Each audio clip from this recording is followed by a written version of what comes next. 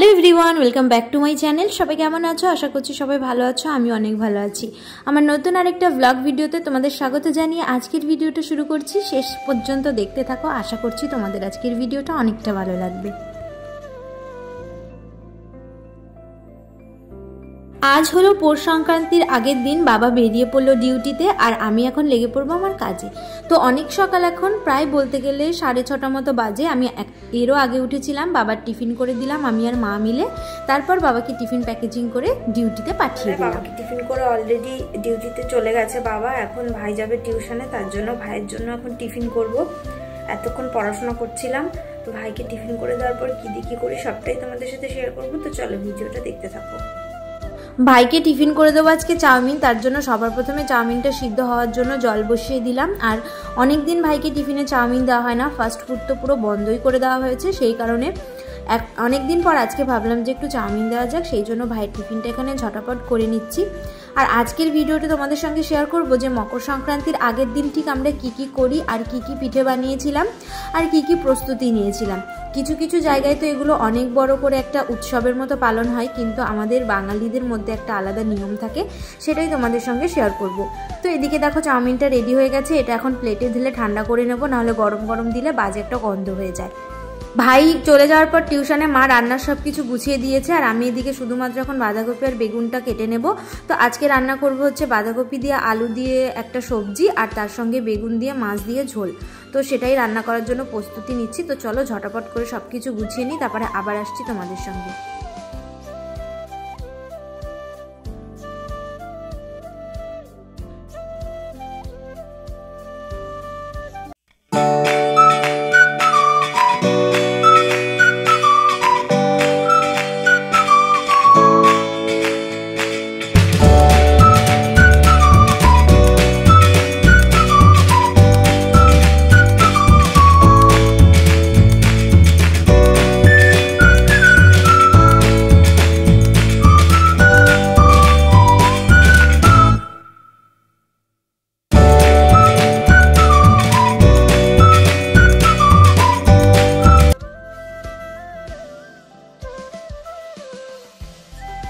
তো আমার রান্নাবান্নার দিকে কমপ্লিট হয়ে গেছে। এখন যাব তুলসী তলাটা একটু ঠিক করতে। এবারই তুলসী তলাটা যেহেতু চাকদা যাওয়ার আগেই মানে মা আর কি সরিয়ে ফেলেছে, সেই কারণে তুলসী তলাটা আর এখন নেই। তাই বাড়িতে যে বড় তুলসী গাছটা আছে তার নিচেই মাটি দিয়ে সমান করে একটুখানি জায়গা বানাবো, কারণ এখানে কালকে ভোরবেলায় পুজো দিতে হবে। তো তারপরে আমি ছুটে চলে এসেছি এখানে সর্ষে খেতে, সর্ষের ফুল নিতে। কারণ মকর সংক্রান্তির যে ভোরবেলায় পুজোটা হয়, সেই পুজোটা সব থেকে মেইন উপকরণ হচ্ছে সর্ষের ফুল, যেটা অবশ্যই লাগে। সেই কারণে বাড়ির পিছনে একটা মাঠে প্রচুর পরিমাণে সর্ষে হয়েছে, সেখানেই এসেছি সর্ষের ফুল নিতে।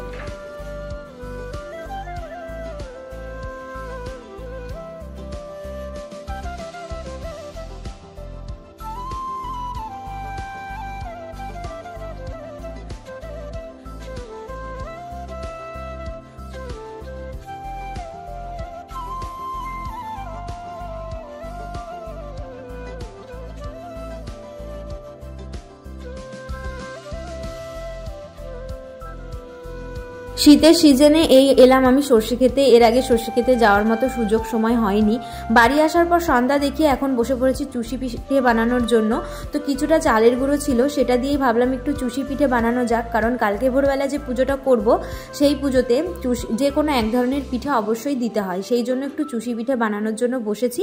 মা এখানে আমাকে ডোটা রেডি করে দিয়েছে। এখন আমি চুষির জন্য যে ছোট ছোট করে কেটে নিতে হয় সেইগুলো কাটবো। তো মা ভীষণ তাড়াতাড়ি কাটতে পারে, আমি অত তাড়াতাড়ি এখনো পর্যন্ত শিখে পারিনি। মার দেখো স্পিড, আর আমি একদম একটা একটা করে দিচ্ছিলাম আর কাটছিলাম, আর মা একদম রানিং কেটে যাচ্ছিল। তো দুজনা মিলে চুষিগুলো দেখো এই যে কাটা কমপ্লিট হয়ে গেছে। আর আমার পিঠের মধ্যে চুষি পিঠেটা সব থেকে বেশি ভালো লাগে।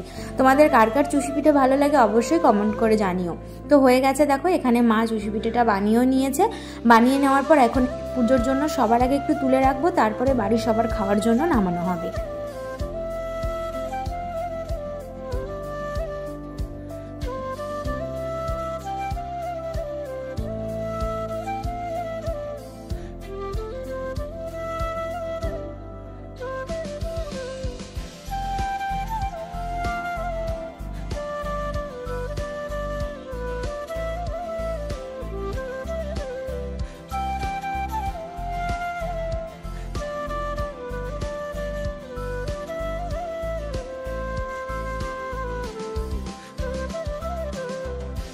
পুজোর জন্য তুলে রাখার পরে আমি এখন টেস্ট করতে বসেছি। আর সত্যি কথা বলতে ভীষণ টেস্টি হয়েছিল। আর আমার যেহেতু পছন্দের খাবার, তো পছন্দের খাবার এমনি টেস্ট লাগে। তারপরে মা বানিয়েছিল খুব সুন্দর করে, গাঢ় করে দুধ দিয়ে খিরখির করে।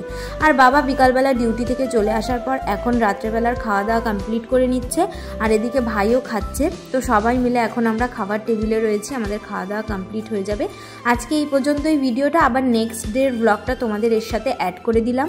তো এখন বাজে ভোর প্রায় 4:30 মতো। আমি ঘুম থেকে উঠেছি, ওঠার পরে কালকের ভেজানো চালের গুঁড়োটা মিক্সিতে গুঁড়ো করে নিয়েছি। গুঁড়ো করে এখন উঠোনে এসেছি পিঠে খাওয়াতে।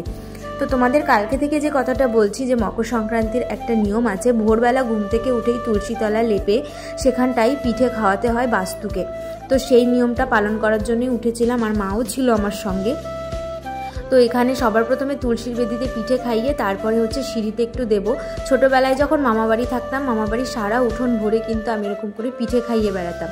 সেই দিনগুলো একটা আলাদাই স্মৃতি, সেগুলো কোনোদিনই ভোলা যায় না। আর আমাদের বাড়িতে তো উঠোন নেই, সেই জন্য তুলসী বেদির সামনে এইটুকু জায়গা বানিয়েছিলাম। তো এই হলো পুজো করেছি। তো দেখো তোমরা কে কে এই নিয়মটা পালন করো অবশ্যই আমাকে জানিও।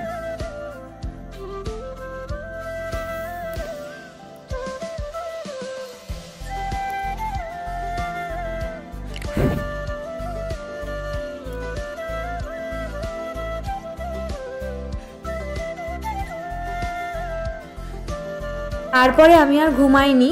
তারপরে দেখো একটুখানি আলো হওয়ার পর আবার তোমাদের সঙ্গে শেয়ার করছি পিঠে খাওয়ানোর জায়গাটা, আর সিঁড়িতে যেখানে দিয়েছিলাম সেখানে। তো আজকের ভিডিওটা এই পর্যন্তই রাখছি। কেমন লাগলো অবশ্যই জানিও। টাটা।